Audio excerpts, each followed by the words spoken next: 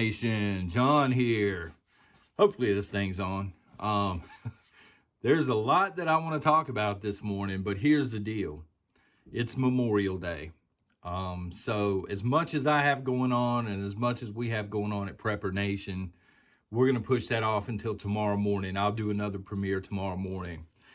Memorial Day is about remembering the people that paid the ultimate sacrifice. This is soldiers, of course, but also when I think about it, and I can just give you my opinion on it, okay, folks? I've not been in the military, so I don't understand what it's like to, lose a best friend or something like that in combat. I can't even begin to imagine. But I've been, I grew up as an Army brat. I lived on Army base. I saw other people grieving from time to time. As a kid, it kind of sunk in, and I'm just going to ask this morning that you folks also remember the families of, the soldiers that paid the ultimate sacrifice. So there are a lot of people that don't come back home. And these people leave behind spouses, they leave behind kids. And, unfortunately, the soldier that pays the ultimate price, it's not just their life being forever changed. It's the lives of the family members as well.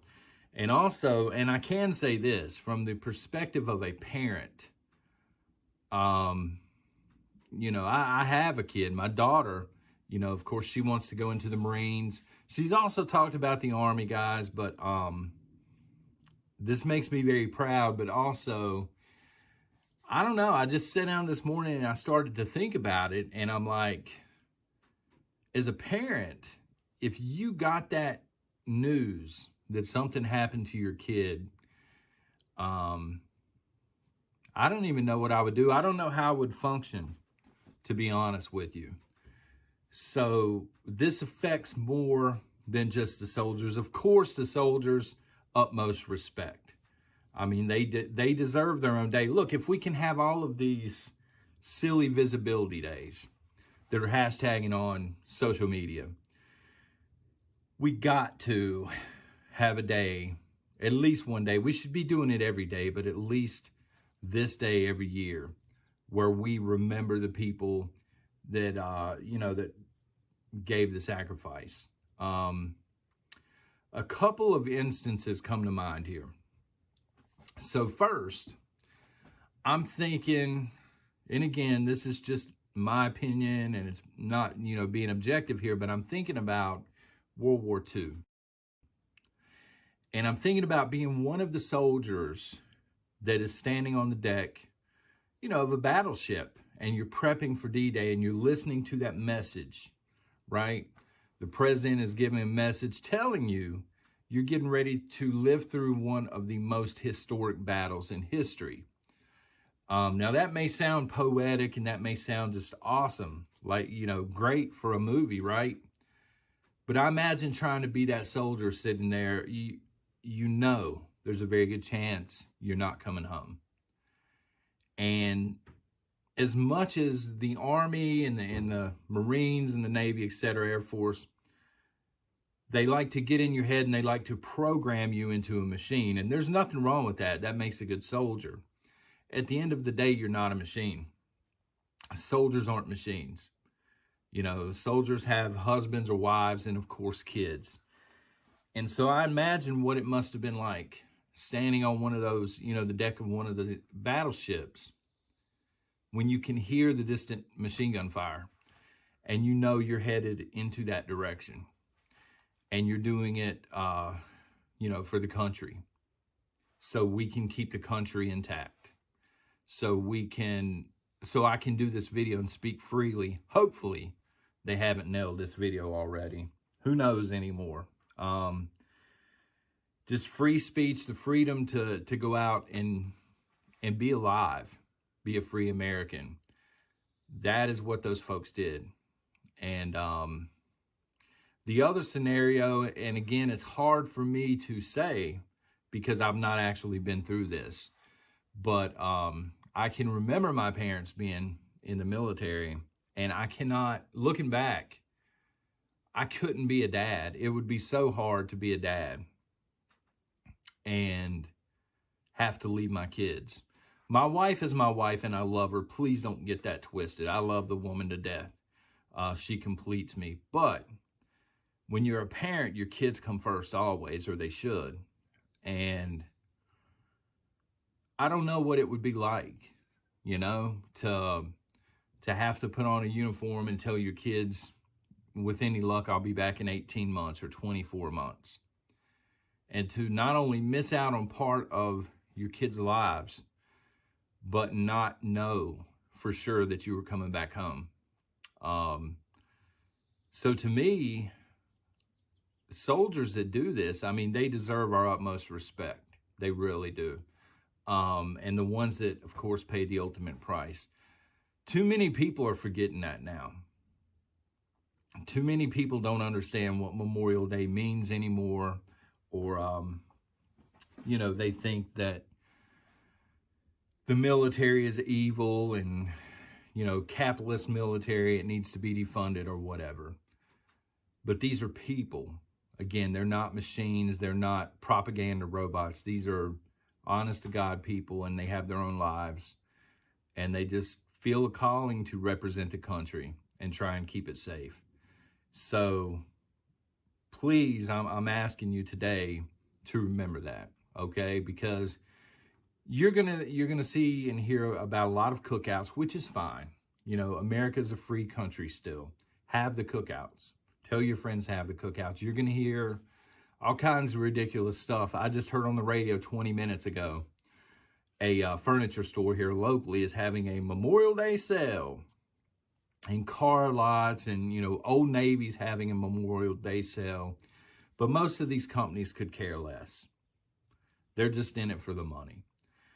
And again, it's a free country. They can do whatever they want to do, right? But just remember, you know, it's kind of like, I know this is me making a parallel here, but it's kind of like Christmas.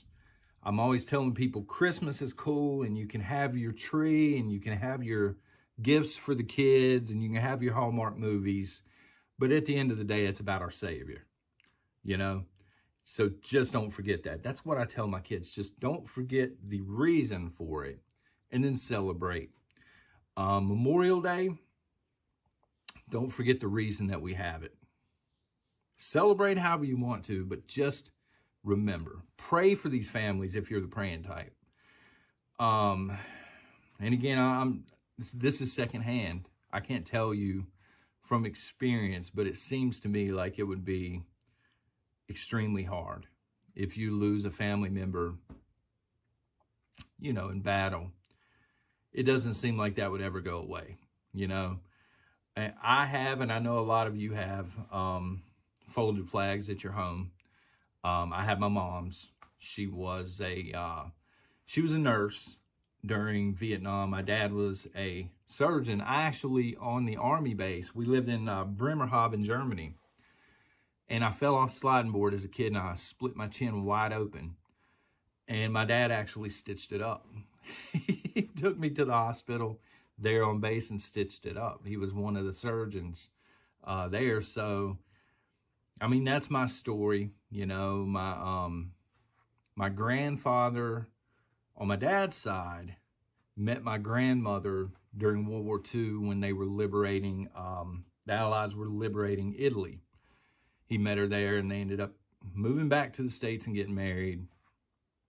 And then on my mom's side of the family, two uncles were also in the military. One was killed, believe it or not, while he was on leave back home by a drunk driver, and the other one, honorable discharge. So we all have our own stories and flags and things, but, you know, I respect my mom's service, but she didn't die in combat. It would be different, I think, to have a loved one fall in combat. And so it's very hard for me to sit here and describe what that would feel like, because I don't know. I know the feelings I get when I look at the folded flag. But I don't know. Just remember why we have Memorial Day, folks. I'm not sitting here trying to lecture you. And, remember the families and what they're going through. And remember that pain probably never goes away. There are kids out there growing up right now here in America. And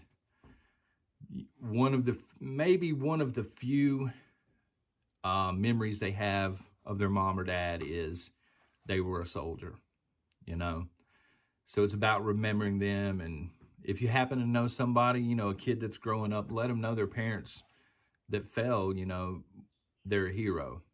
And they're the reason that we're free, at least right now. So anyway, I'll quit rambling. Happy Memorial Day.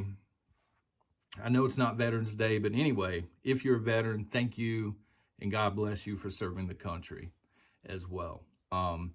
Tomorrow, I'm going to drop another premiere, and it's not going to be so nice. We're going to be talking about Skynet and censorship and things like that. But anyway, until then, take care and God bless.